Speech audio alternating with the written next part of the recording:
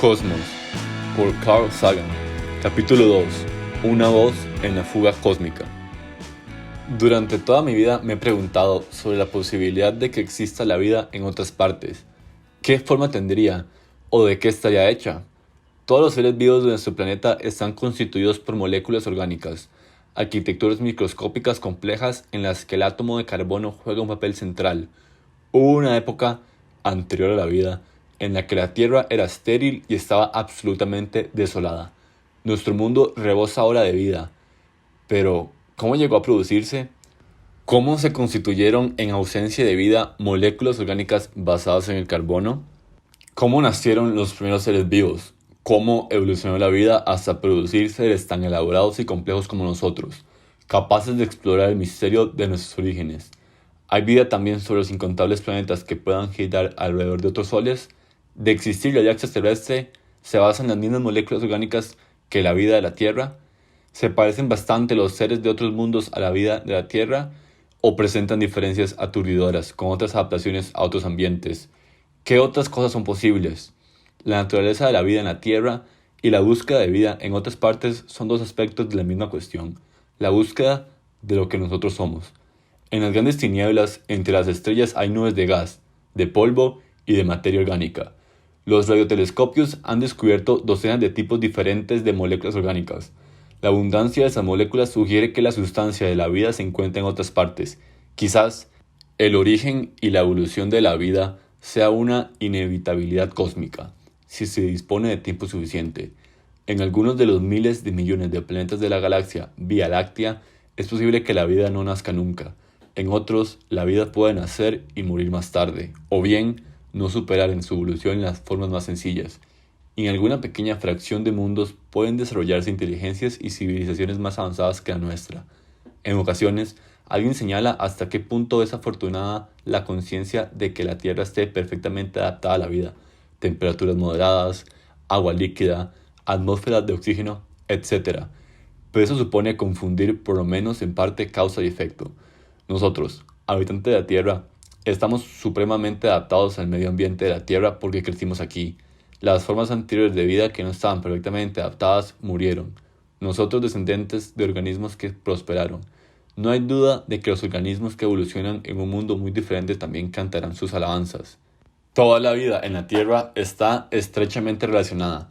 Tenemos una química orgánica común y una herencia evolutiva común. Como consecuencia de esto, nuestros biólogos se ven profundamente limitados. Estudian solamente un tipo único de biología, un tema solitario en la música de la vida. ¿Es este tono agudo y débil la única voz en miles de años luz? ¿O es más bien una especie de fuga cósmica, con temas y contrapuntos, disonancias y armonías, con 1.000 millones de voces distintas tocando la música de la vida en la galaxia? Permitid que cuente una historia sobre una pequeña frase en la música de la vida sobre la Tierra. En el año 1185, el emperador del Japón era un niño de 7 años llamado Antoku. Era el jefe nominal de un clan de samuráis llamados los Heike, que estaban empeñados en una guerra larga y sangrienta con otros clanes de samuráis, los Genji. Cada clan afirmaba poseer derechos ancestrales superiores al otro trono imperial. El encuentro naval decisivo con el emperador a bordo ocurrió en Da-Noura, en el mar interior del Japón, el 24 de abril de 1185. Los Heike fueron superados en número y en táctica. Muchos murieron a manos del enemigo, los supervivientes se lanzaron en gran número al mar y se ahogaron. La dama Ni, abuela del emperador, decidió que ni ella ni Antoku tenían que caer en manos del enemigo. Toda la flota Heike quedó destruida. Solo sobrevivieron 43 mujeres. Estas damas de honor de la corte imperial fueron obligadas a vender flores y otros favores a los pescadores cercanos al escenario de la batalla.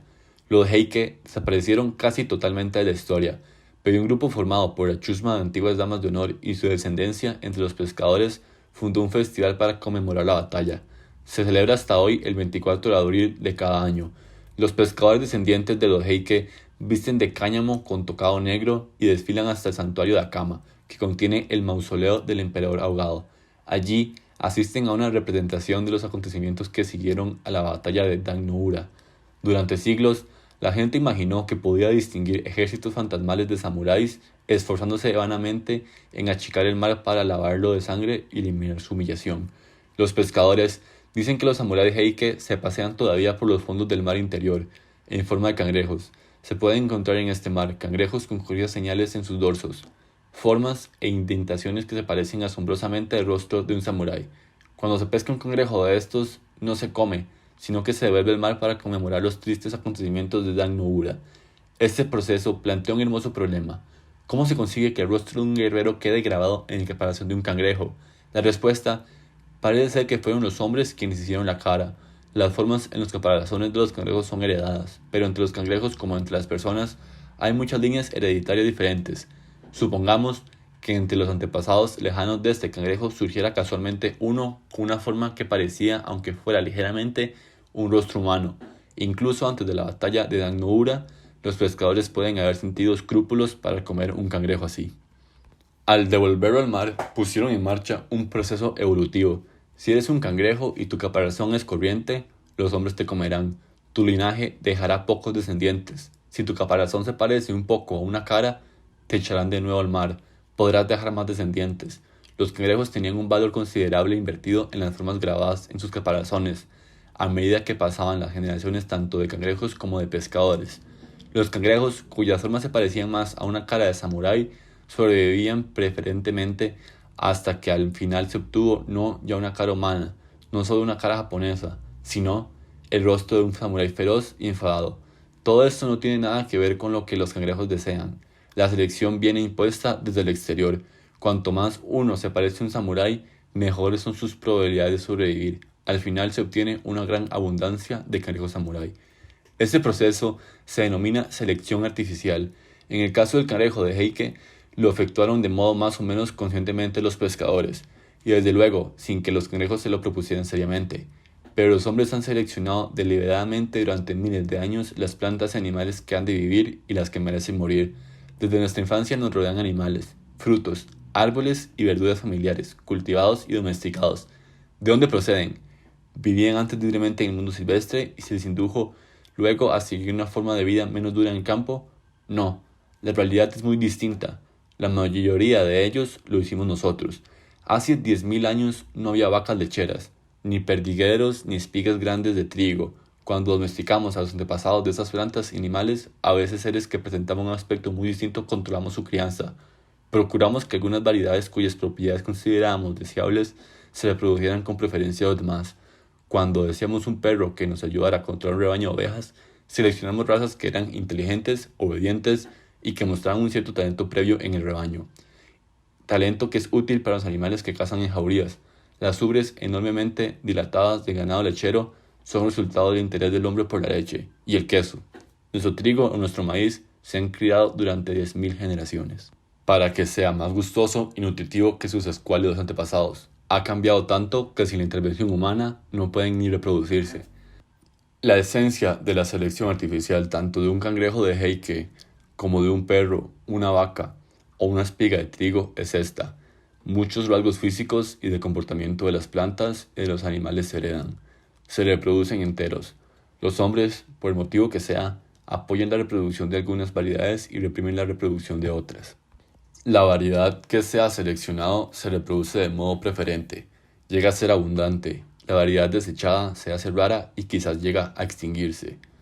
Pero si los hombres pueden crear nuevas variedades de plantas y de animales, ¿no ha de poder hacer lo mismo la naturaleza?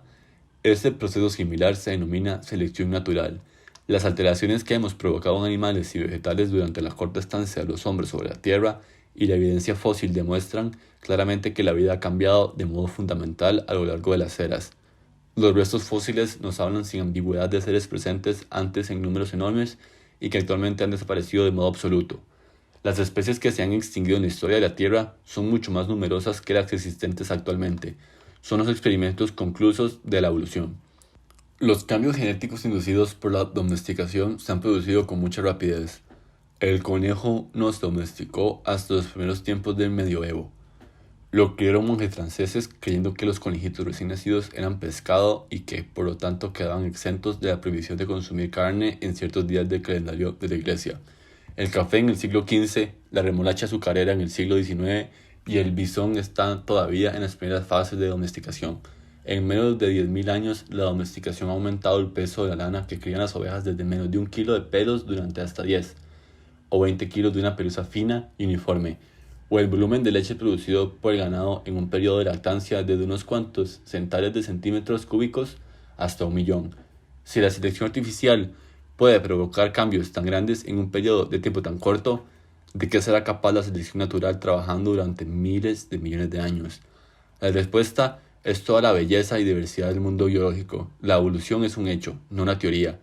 El gran descubrimiento asociado con los nombres de Charles Darwin y de Alfred Russel Wallace es que el mecanismo de la evolución es la selección natural.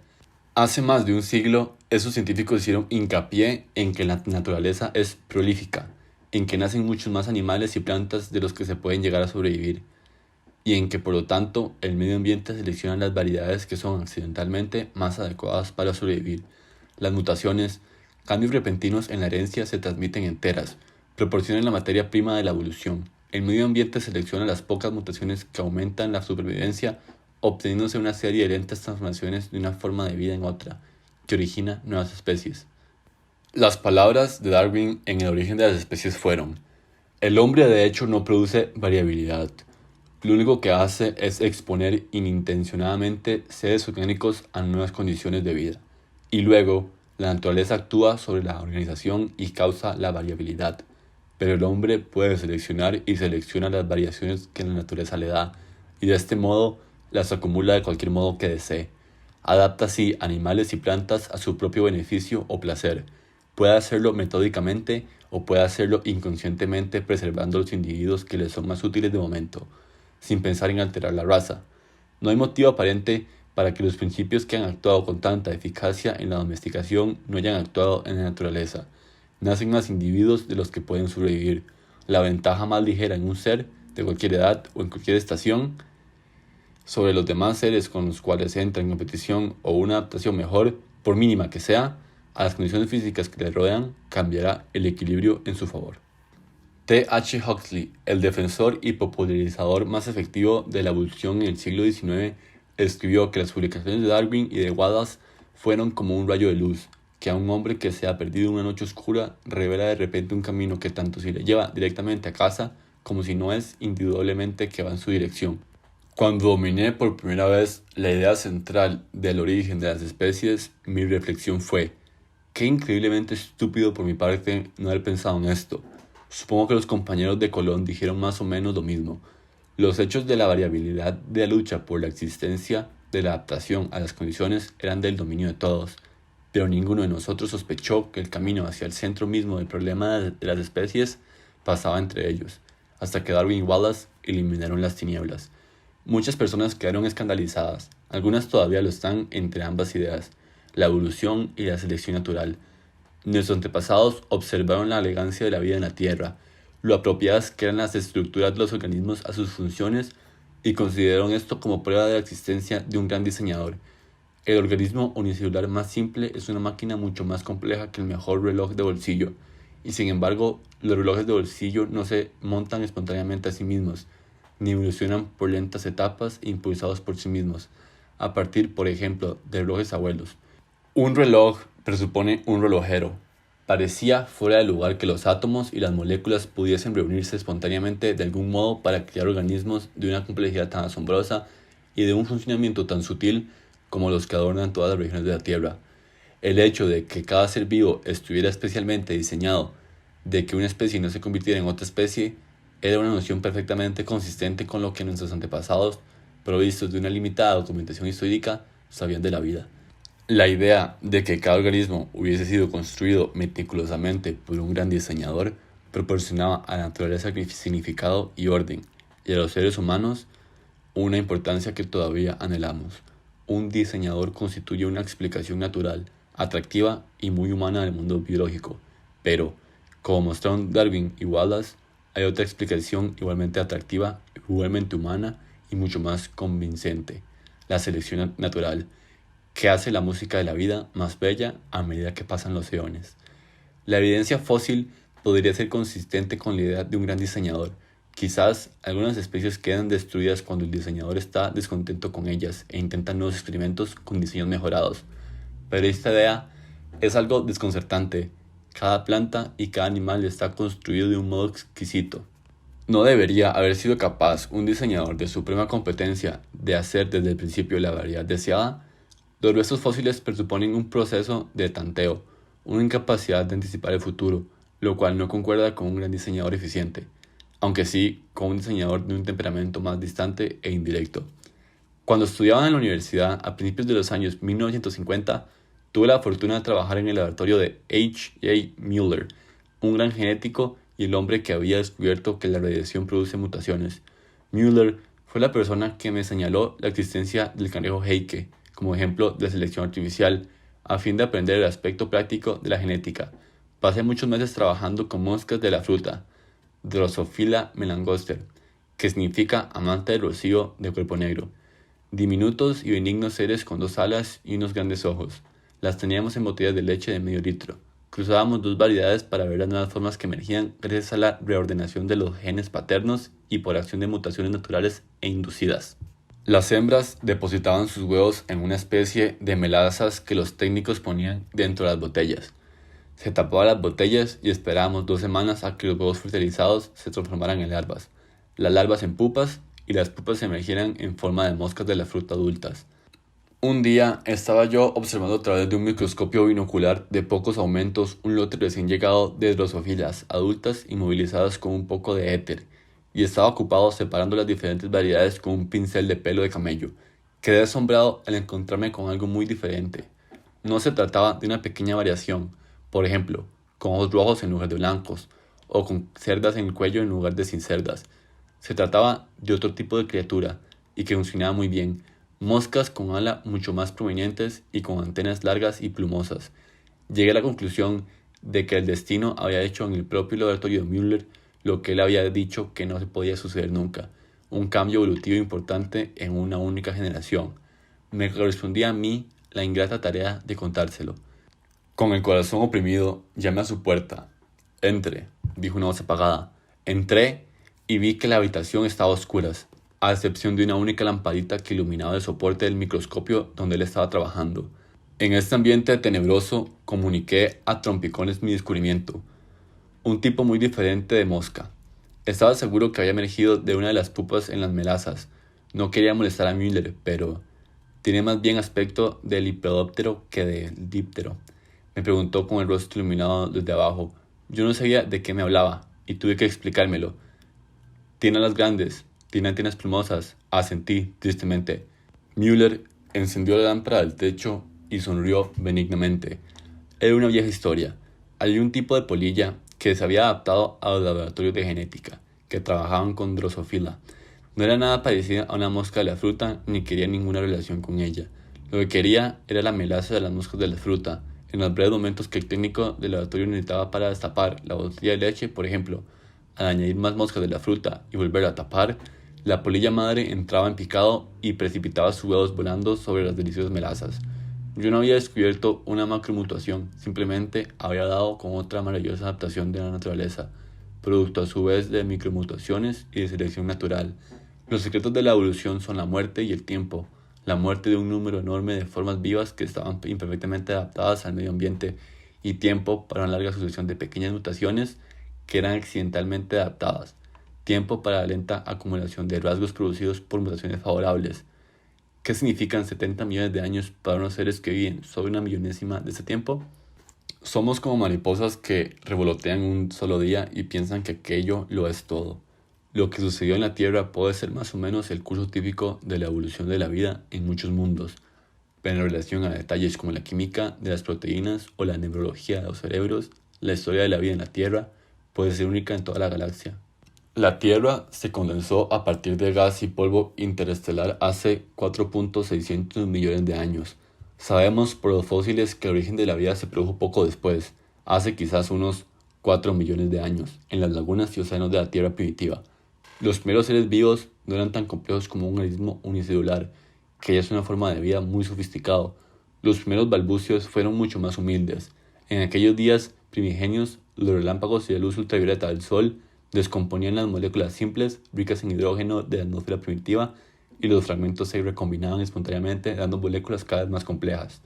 Los productos de esta primera química se disolvían en los océanos formando una especie de sopa orgánica, cuya complejidad crecía paulatinamente, hasta que un día, por puro accidente, nació una molécula que fue capaz de hacer copias vastas de sí misma, utilizando como bloques constitutivos otras moléculas de la sopa.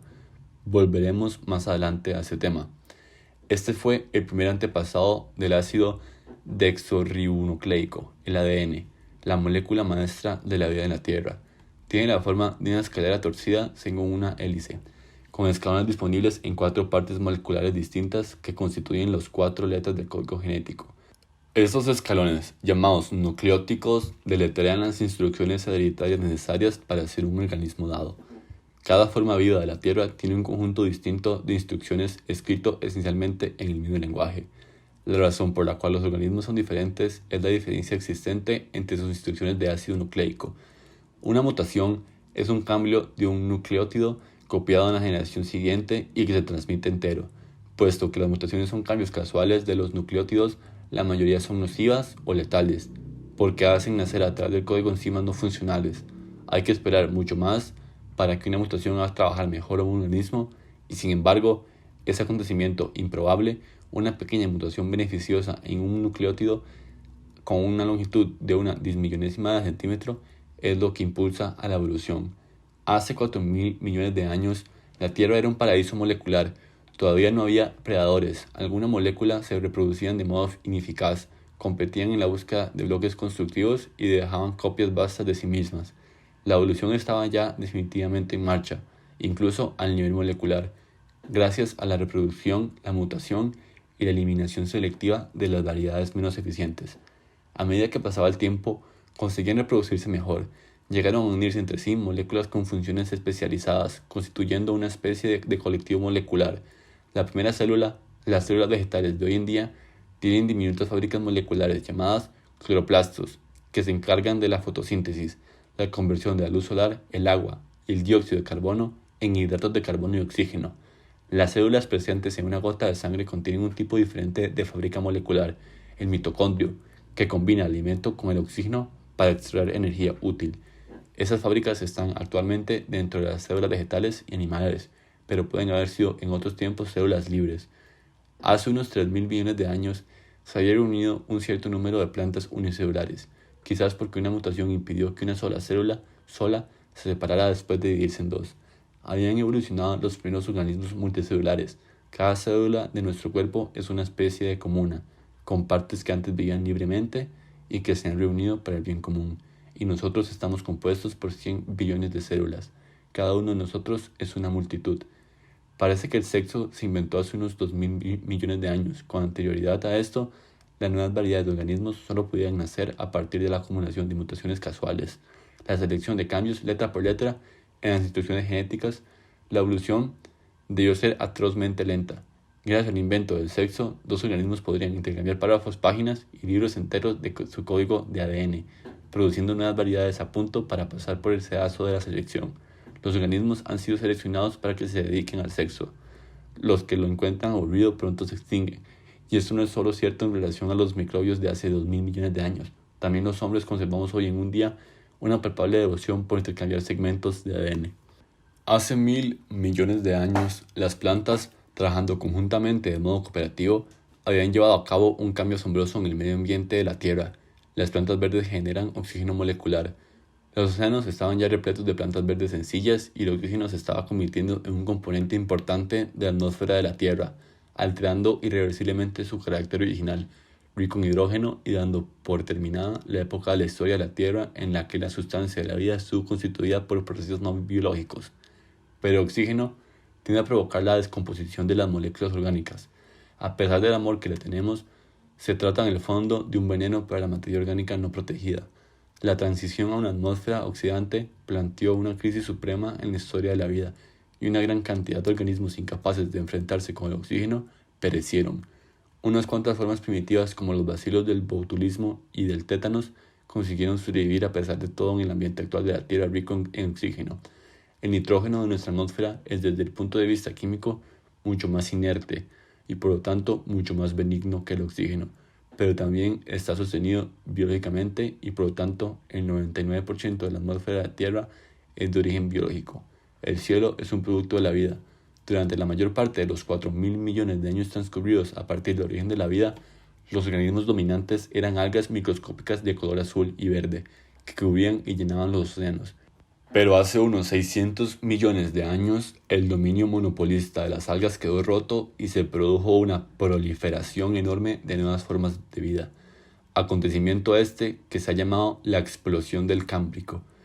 La vida nació casi inmediatamente después del origen de la Tierra, lo cual sugiere que quizás la vida sea un proceso químico inevitable en un planeta semejante a la Tierra, pero durante 3.000 millones de años no evolucionó mucho más allá de las algas azules y verdes, lo cual sugiere que la evolución de formas vivas grandes con órganos especializados es difícil, más difícil todavía que el origen de la vida. Quizás hay muchos otros planetas que tienen hoy en día una gran abundancia de microbios, pero los que faltan animales y plantas grandes. Poco después de la explosión cámbrica, en los océanos populaban muchas formas distintas de vida. Hace 500 millones de años había grandes rebaños de trilobites, animales de bella construcción, algo parecidos a grandes insectos. Algunos cazaban en manadas sobre el fondo del océano, almacenaban cristales en sus ojos para detectar la luz polarizada. Pero actualmente ya no hay trilobites vivos. Hace 200 millones de años que ya no quedan. La Tierra estuvo habitada a lo largo del tiempo por plantas y animales de los que hoy no queda rastro vivo. Y como es lógico, hubo un tiempo en que no existía ninguna de las especies que hoy en nuestro planeta.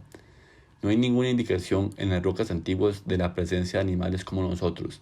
Las especies aparecen, viven durante un periodo más o menos breve y luego se extinguen. Antes de la explosión del Cámbrico, parece que las especies se sucedían unas a otras con bastante lentitud. En parte, esto puede deberse a que la riqueza de nuestra información disminuye rápidamente cuanto más lejos escrutamos el pasado. En la historia primitiva de nuestro planeta, pocos organismos disponían de partes duras y los seres blandos dejaban pocos brazos fósiles. Pero el ritmo pausado de la aparición de formas espectacularmente nuevas antes de la explosión cámbrica es en parte real. La penosa evolución de la estructura y la bioquímica celular no queda reflejada inmediatamente en las formas externas reveladas por los restos fósiles. Después de la explosión del Cámbrico, nuevas y exquisitas adaptaciones se fueron sucediendo con una rapidez relativamente vertiginosa. Aparecieron en rápida sucesión los primeros peces y los primeros vertebrados. Las plantas que antes se limitaban a vivir en los océanos empezaron la colonización de la Tierra. Evolucionaron los primeros insectos y sus descendientes se convirtieron en los pioneros de la colonización de la Tierra por los animales. Insectos alados nacieron al mismo tiempo que los anfibios, seres parecidos en cierto modo al pez pulmonado, capaces de sobrevivir tanto en la tierra como en el agua. Aparecieron los primeros árboles y los primeros reptiles. Evolucionaron los dinosaurios, emergieron los mamíferos y luego los primeros pájaros. Aparecieron las primeras flores, los dinosaurios se extinguieron. Nacieron los primeros cetáceos antepasados de los delfines y de las ballenas. Y también, en el mismo periodo, nacieron los primates, los antepasados de los monos, los grandes simios y los humanos. Hace menos de 10 millones de años evolucionaron los primeros seres que se parecían fielmente a seres humanos, acompañados por un aumento espectacular del tamaño del cerebro, y luego, hace solo unos pocos millones de años, emergieron los primeros humanos auténticos. Los hombres crecieron en los bosques y nosotros les tenemos una afinidad natural. Qué hermoso es un árbol que se esfuerza por alcanzar el cielo. Sus hojas recogen la luz solar para fotosintetizarla y así los árboles compiten dejando en la sombra a sus vecinos. Si buscamos bien, veremos a menudo los árboles que se empujan y se echan a un lado con una gracia lánguida. Los árboles son máquinas grandes y bellas, accionadas por la luz solar, que toman agua del cielo y dióxido de carbono del aire, y convierten esos materiales en alimento para uso suyo y nuestro. La planta utiliza los hidratos de carbono que fabrica como fuente de energía para llevar a cabo sus asuntos vegetales, y nosotros, los animales que somos definitivamente parásitos de las plantas, robamos sus hidratos de carbono para poder llevar a cabo nuestros asuntos. Al comer las plantas, combinamos los hidratos de carbono con el oxígeno que tenemos disuelto en nuestra sangre por nuestra propensión a respirar el aire, y de este modo extraemos la energía que nos permite vivir. En este proceso, exhalamos dióxido de carbono, que luego las plantas reciclan para fabricar más hidratos de carbono. ¡Qué sistema tan maravillosamente cooperativo! Plantas y animales que inhalan mutuamente las exhalaciones de los demás, una especie de resucitación mutua a escala planetaria, boca a estoma, impulsada por una estrella a 150 millones de kilómetros de distancia. Hay decenas de miles de millones de tipos conocidos de moléculas orgánicas. Sin embargo, en las actividades esenciales de la vida, solo se utiliza una cincuentena. Las mismas estructuras se utilizan una y otra de modo conservador e ingenioso para llevar a cabo funciones diferentes. Y en el núcleo mismo de la vida en la Tierra, las proteínas que controlan la química de la célula y los ácidos nucleicos que transportan las instrucciones hereditarias, descubrimos que estas moléculas son esencialmente las mismas en todas las plantas y animales. Una encina y yo estamos hechos de la misma sustancia. Si retrocedemos lo suficiente, nos encontramos con un antepasado común. La célula viviente es en un régimen tan complejo y bello como el reino de las galaxias y de las estrellas. La exquisita maquinaria de la célula ha ido evolucionando penosamente durante más de 4.000 millones de años. Fragmentos de alimentos se metamorfosean en maquinaria celular. La célula sanguínea blanca de hoy son las espinacas con crema de ayer. ¿Cómo consigue esto la célula? En su interior hay una arquitectura laberíntica y sutil que mantiene su propia estructura, transforma moléculas, almacena energía y se prepara para copiarse a sí misma. Si pudiéramos entrar a una célula, muchas de las manchas moleculares que veríamos serían moléculas de proteína, algunas en frenética actividad, otras simplemente esperando. Las proteínas más importantes son enzimas, moléculas que controlan las reacciones químicas de la célula. Las enzimas son como los obreros de una cadena de montaje, cada una especializada en un trabajo molecular concreto. Por ejemplo, el paso 4 en la construcción del nucleótido fosfato de guanosina o el paso 11 en el montaje de una molécula de azúcar para extraer la energía. La moneda con que paga para conseguir que se lleven a cabo los demás trabajos celulares, pero las enzimas no dirigen el espectáculo, reciben sus instrucciones y de hecho ellas mismas son construidas así mediante órdenes enviadas por los que la controlan. Las moléculas que mandan son los ácidos nucleicos. Viven secuestrados en una ciudad prohibida en lo más profundo de todo, en el núcleo de la célula. Si nos sumergiéramos por un poro en el núcleo de la célula, nos encontraríamos con algo parecido a una explosión en una fábrica de espaguetis, una multitud desordenada de espirales e hilos, que son los dos tipos de ácidos nucleicos, el ADN, que sabe lo que hay que hacer, y el ARN, que lleva las instrucciones emanadas del ADN al resto de la célula. Ellos son lo mejor que han podido producir 4.000 millones de años de evolución y contienen el complemento completo de información sobre la manera de hacer que una célula, un árbol o una persona funcione. La cantidad de información en el ADN del hombre escrito en el lenguaje corriente ocuparía un centenar de volúmenes gruesos. Además de esto, las moléculas de ADN saben la manera de hacer copias idénticas de sí mismas con solo muy raras excepciones. La cantidad de cosas que saben es extraordinaria. El ADN es una hélice doble con dos hilos retorcidos que parecen una escalera en espiral. La secuencia u ordenación de los nucleótidos a lo largo de cada uno de los hilos constituyentes es el lenguaje de la vida. Durante la reproducción, las hélices se separan, ayudadas por una proteína especial que las destornilla, y cada cual sintetiza una copia idéntica de la otra a partir de bloques constructivos del nucleótido, que flotan por allí en el líquido viscoso del núcleo de la célula. Una vez destornillada la doble hélice, una enzima notable llamada polimerasa del ADN contribuye a asegurar que la copia se realiza de modo casi perfecto. Si se comete un error, hay enzimas que arrancan lo equivocado y sustituyen el nucleótido falso por el correcto.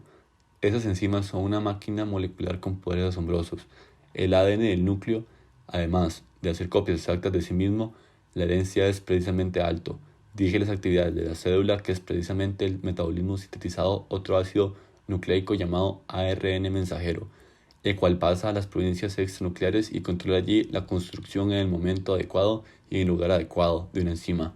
Cuando todo ha finalizado, el resultado es la producción de una molécula única de enzima que se dedica luego a ordenar un aspecto particular de la química de la célula. El ADN del hombre es una escalera con una longitud de 1.000 millones de nucleótidos. Las combinaciones posibles de nucleótidos son en su mayor parte tonterías. Causarían la síntesis de proteínas que no realizarían ninguna función útil. Solo un número muy limitado de moléculas de ácido nucleico son de alguna utilidad para formas de vida tan complicadas como nosotros. Incluso así, el número de maneras útiles de construir ácidos nucleicos es increíblemente elevado, probablemente muy superior al número total de electrones y de protones del universo. Por lo tanto, El número de seres humanos posible es muy superior al del número de personas que haya vivido nunca. El potencial no utilizado de la especie humana es inmenso. Ha de haber manera de construir ácidos nucleicos que funcionen mucho mejor, sea cual fuere el criterio escogido, que cualquier persona que haya vivido nunca. Por suerte, todavía ignoramos la manera de montar secuencias distintas de nucleótidos que permiten construir tipos distintos de seres humanos. En el futuro, es muy posible que estemos en disposición de montar nucleótidos siguiendo la secuencia que queramos y de producir cualquier característica que creamos deseable, una perspectiva que nos hace pensar y nos inquieta. La evolución funciona mediante la mutación y la selección. Se pueden producir mutaciones durante la reproducción de la molécula si la enzima polimerasa del ADN comete un error. Pero es raro que lo haga. Las mutaciones se producen también a causa de la radioactividad, de la luz ultravioleta del sol, de los rayos cósmicos o de sustancias químicas en el medio ambiente, todo lo cual puede cambiar los nucleótidos o atar en forma de nudos a los ácidos nucleicos. Si el número de mutaciones es demasiado elevado, perdemos la herencia de 4.000 millones de años de lenta evolución. Si es demasiado bajo, no se dispondrá de nuevas variedades para adaptarse a algún cambio futuro en el medio ambiente. La evolución de la vida exige un equilibrio más o menos preciso entre mutación y selección. Cuando este equilibrio se consigue, se obtienen adaptaciones notables. Un cambio en un único nucleótido del ADN provoca un cambio en un único aminoácido en la proteína codificada en este ADN. Las células rojas de la sangre de los pueblos de ascendencia europea tienen un aspecto más o menos globuloso. Las células rojas de la sangre de algunos pueblos de ascendencia africana tienen el aspecto de hoces o de lunas crecientes. Las células en hoz transportan menos oxígeno y por lo tanto transmiten un tipo de anemia. También proporcionan una fuerte resistencia contra la malaria. No hay duda que es mejor estar anémico que muerto. Esa influencia importante sobre la función de la sangre tan notable, que se aprecia claramente en fotografías de células sanguíneas rojas, es la consecuencia de un cambio en un único nucleótido entre los 10.000 años existentes en el ADN de una célula humana típica. Todavía ignoramos las consecuencias de la mayoría de los cambios en los demás nucleótidos. Las personas tenemos un aspecto bastante diferente al de un árbol.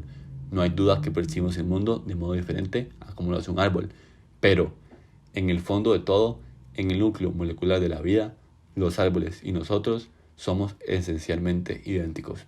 Ellos y nosotros utilizamos los ácidos nucleicos para la herencia, utilizamos las proteínas como enzimas para controlar la química de nuestras células, y lo más significativo es que ambos utilizamos precisamente el mismo libro de código para traducir la información de ácido nucleico en información de proteína, como hacen prácticamente todos los demás seres de este planeta. La explicación usual de esta unidad molecular es que todos nosotros, árboles y personas, pájaros, sapos, mojos y paramécidos, descendemos de un ejemplar único y común en el origen de la vida, en la historia primitiva de nuestro planeta. ¿Cómo nacieron, pues, las moléculas críticas? En mi laboratorio de la Universidad de Cornell trabajamos, entre otras cosas, en la química orgánica prebiológica, tocando algunas notas de la música de la vida. Mezclamos y sometemos a chispas los gases de la Tierra primitiva: hidrógeno, agua, amoníaco, metano, sulfuro de hidrógeno, todos los cuales por otra parte están presentes actualmente en el planeta Júpiter y por todo el cosmos. Las chispas corresponden a los relámpagos presentes también en la Tierra antigua y en el actual Júpiter. El vaso de reacción es el principio transparente. Los gases precursores son totalmente invisibles, pero al cabo de 10 minutos de chispas vemos aparecer un extraño pigmento marrón que desciende lentamente por los costados del vaso. El interior se hace paulatinamente opaco y se cubre con un espeso alquitrán marrón. Si hubiésemos utilizado luz ultravioleta simulando el sol primitivo, los resultados hubiesen sido más o menos los mismos. El alquitrán es una colección muy rica de moléculas orgánicas complejas, incluyendo a las partes constitutivas de proteínas y ácidos nucleicos. Resulta, pues, que la sustancia de la vida es muy fácil de fabricar. Esos experimentos los llevó a cabo por primera vez a principios de los años 1950 Stanley Miller, un doctorado del químico Harold Urey. Urey sostenía de modo convincente que la atmósfera primitiva de la Tierra era rica en hidrógeno, como en la mayor parte del cosmos, que luego el hidrógeno ha ido escapando al espacio de la Tierra, pero no desde Júpiter, cuya masa es grande, y que el origen de la vida se produjo antes de perder el hidrógeno. Cuando Urey sugirió someter esos gases a chispas eléctricas, alguien le preguntó qué esperaba obtener con un experimento.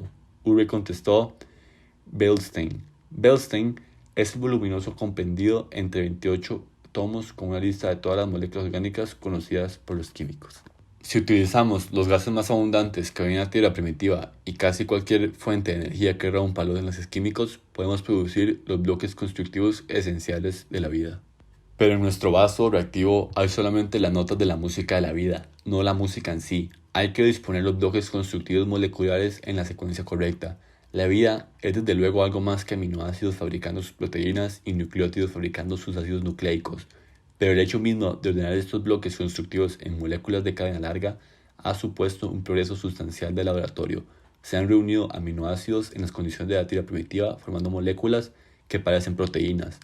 Algunas de ellas controlan débilmente reacciones químicas útiles, como hacen las enzimas. Se han reunido nucleótidos formando filamentos de ácido nucleico de unas cuantas docenas de unidades de largo.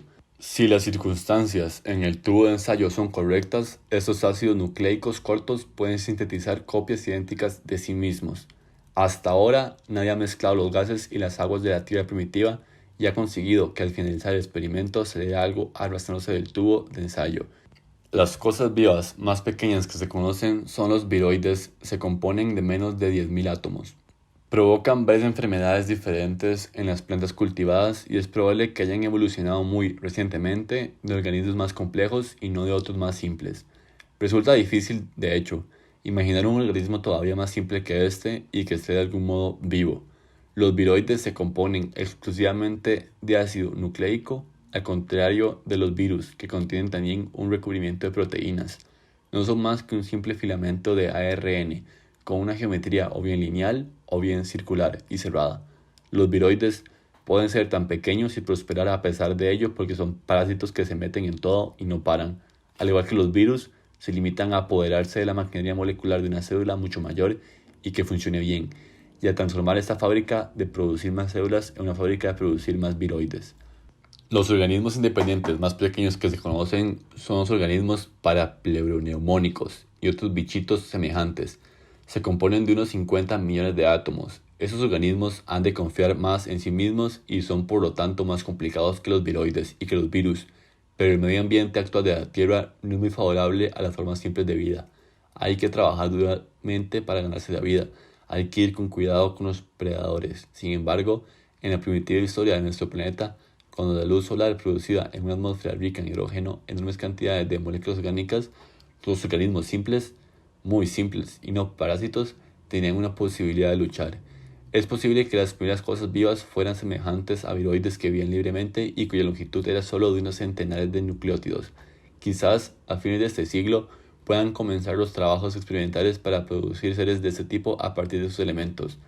Queda todavía mucho por comprender sobre el origen de la vida, incluyendo el origen del código genético, pero estamos llevando a cabo experimentos de ese tipo desde hace solo 30 años.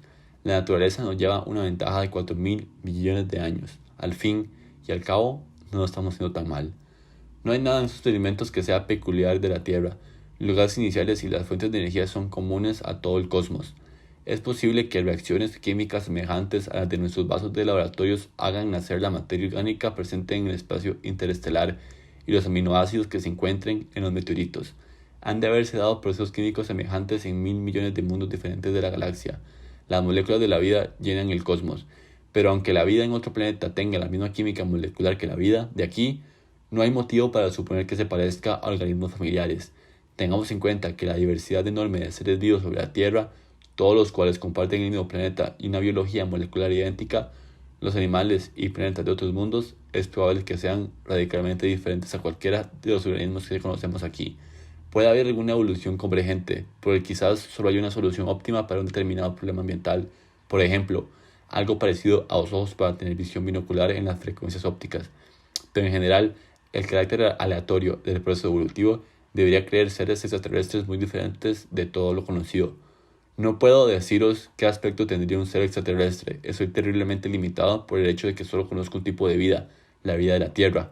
Algunas personas como autores de ciencia ficción y artistas han especulado sobre el aspecto que podrían tener otros seres. Me siento escéptico ante la mayoría de esas visiones extraterrestres. Me parece que se basan excesivamente en formas de vida que ya conocemos. Todo organismo es del modo que es debido a una larga serie de pasos, todos ellos improbables. No creo que la vida en otros lugares se parezca mucho a un reptil o a un insecto o a un hombre. aunque se le apliquen retoques cosméticos menores, como piel verde, hojas puntiagudas y antenas. Pero si insistís, podría intentar imaginarme algo diferente.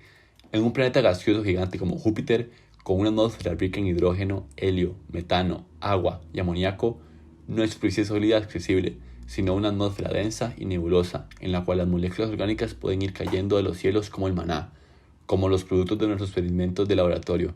Sin embargo, hay un obstáculo característico para la vida en un planeta así: la atmósfera es turbulenta, y en el fondo de ella la temperatura es muy alta.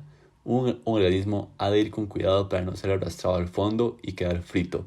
Para demostrar que no queda excluida la vida en un planeta tan diferente, Salpeter, colega mío en Cornell, y yo mismo hemos hecho algunos cálculos. Como es lógico, no podemos saber de modo preciso qué aspecto tendría la vida en un lugar así, pero queríamos saber la posibilidad de que en un mundo de ese tipo, cumpliendo las leyes de la física y de la química, estuviera habitado. Una solución para vivir en estas condiciones consiste en reproducirse antes de quedar frito, confinado en que la convención se llevará algunos de tus vástagos a las capas más elevadas y más frías de la atmósfera. Estos organismos podrían ser muy pequeños, les llamaremos hundientes, pero uno podría ser también un flotante, una especie de gran globo de hidrógeno capaz de ir expulsando gases de helio y gases más pesados y de dejar solo el gas más ligero, el hidrógeno, o bien un globo de aire caliente que se mantendría a flote conservando su interior caliente y utilizando la energía que saca del alimento que come, como sucede con los globos familiares de la Tierra. Cuando más hondo es arrastrado un flotante, más intensa es la fuerza de flotación que le devuelve a las regiones más elevadas, más frías y más seguras de la atmósfera. Un flotante podría comer moléculas orgánicas preformadas o fabricarse moléculas propias a partir de la luz solar y del aire, de modo parecido a las plantas de la Tierra. Hasta un cierto punto, cuanto mayor sea un flotante, más eficiente será. Salpeter y yo imaginamos flotantes de kilómetros de diámetro, muchísimos mayores que las mayores ballenas que hayan existido jamás, seres del tamaño de ciudades. Los flotantes pueden impulsarse a sí mismos a través de la atmósfera planetaria con ráfagas de gas, como un reactor o un cohete. Nos los imaginamos dispuestos formando grandes e indolentes rebaños por todo el espacio visible, con dibujos en sus pieles, un camuflaje adaptativo que indica que también ellos tienen problemas. ¿Por qué hay por lo menos otro nicho ecológico en un ambiente así? La caza, los cazadores son rápidos y maniobrables. Se comen a los flotantes tanto por sus moléculas orgánicas como por su reserva de hidrógeno puro. Los hundientes huecos podrían haber evolucionado para dar los primeros flotantes, y los flotantes autopropulsados darían los primeros cazadores. No puede haber muchos cazadores, porque si se comen a todos los flotantes, ellos mismos acaban pereciendo. La física y la química permiten formas de vida de ese tipo. El arte les presta un cierto encanto. Sin embargo, la naturaleza no tiene por qué seguir nuestras especulaciones. Pero si hay miles de millones de mundos habitados en la galaxia, quizás habría unos cuantos poblados por hundientes, flotantes y cazadores que nuestra imaginación atemperada por la ley de la física y la química ha generado. La biología se parece más a la historia que a la física. Hay que conocer el pasado para comprender el presente, y hay que conocerlo con un detalle exquisito. No existe todavía una teoría predictiva de la biología, como tampoco hay una teoría predictiva de la historia. Los motivos son los mismos, ambas materias son todavía demasiado complicadas para nosotros, pero podemos conocerlos mejor conociendo otros casos. El estudio de un único caso de vida extraterrestre, por humilde que sea, desprovincializará a la biología. Los biólogos sabrán por primera vez que otros tipos de vida son posibles. Cuando decimos que la búsqueda de vida en otros mundos es importante, no garantizamos que sea fácil de encontrar, sino que vale mucho la pena buscarla. Hasta ahora hemos escuchado solamente la voz de la vida en un pequeño mundo, pero al fin nos disponemos ya a captar otras voces en la fuga cósmica.